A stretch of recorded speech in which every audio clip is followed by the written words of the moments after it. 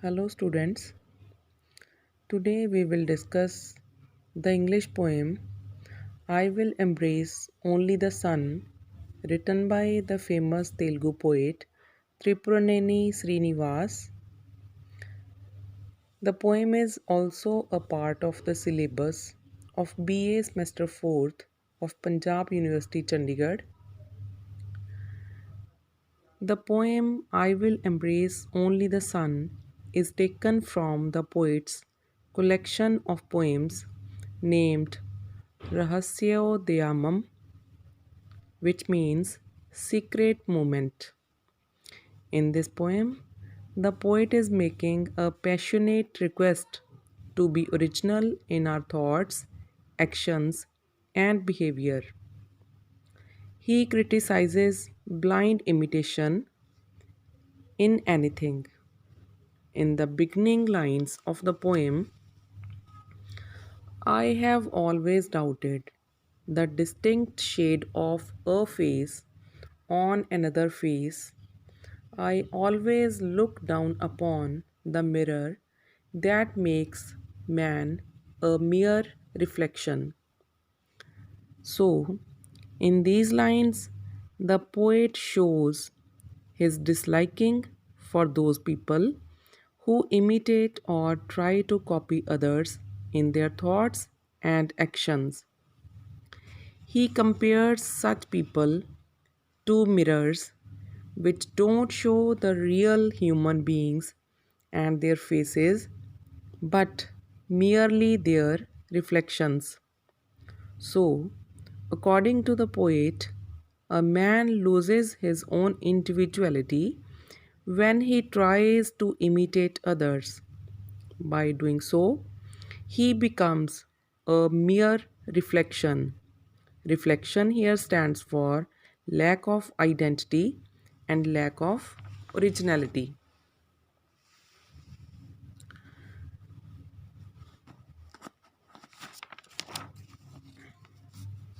With 20 centuries old sky as witness, filled with tears of people, amidst sobs of seven oceans that occupy one third of planet Earth, standing in the corner of this period of time, I am recreating myself once again.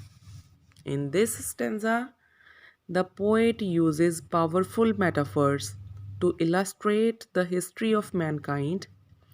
He uses the word sky to refer to history or nature, that is, a witness to all human activities on the earth. The poet lived in the 20th century, so he says that the sky is a witness to the tearful history of mankind for 20 centuries. According to him, the life of people on this earth is full of miseries, but he does not become pessimistic or negative in his thoughts. In such times, by standing in a corner, he tries to recreate himself, which means that he tries to give himself a better form once again. The poet dislikes sticking to the old traditions and continuing with the old forms.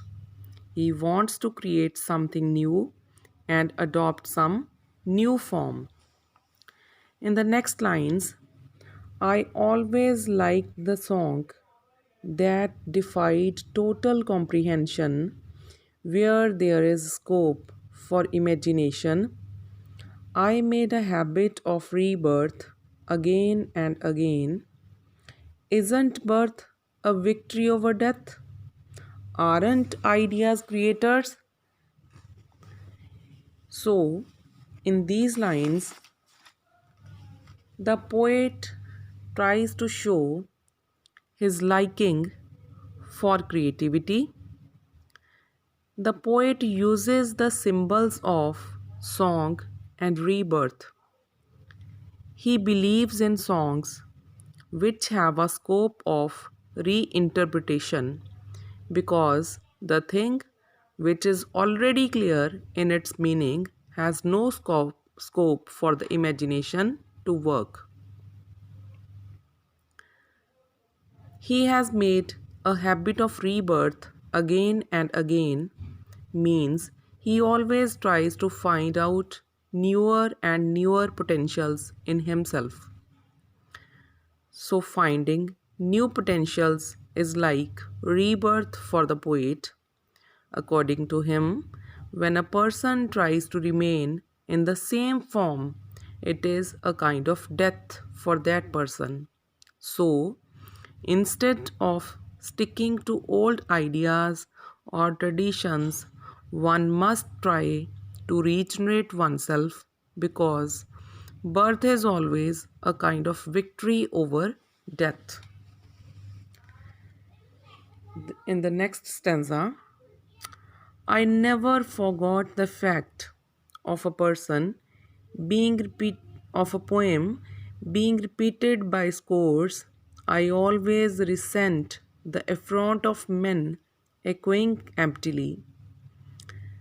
Witnessed by 25 autumn seasons, having shed many deaths and reborn yet again, standing in the corner of this period of history, I am instructing man how to sign. In these lines, the poet shows his disliking for those people who used to say the same thing in their poems, which is a kind of affront or insult for them. He feels very bad about it. In his lifetime, the poet has experimented with new ideas and he finds himself as standing in the corner and instructing others how to sign, which means how to stop being a face in the crowd and how to keep or maintain their individuality. So, in the concluding lines, I have never lived without a new thought. I will never rest until the mirrors are broken. I cannot love the moon with all its brilliance. Even if consumed by flames, I will embrace only the sun. So, in these concluding lines, the poet says that he has never spent his life without a new thought. He is always experimenting with new ideas. He is against the mirrors that reduce man to mere reflection. Here he means that he will keep telling the people to stop imitating others and to keep their own individuality. We all know that moon has no light of its own, but the sun is an inexhaustible source of light and energy. That is why the poet says that he cannot love the moon which has no originality.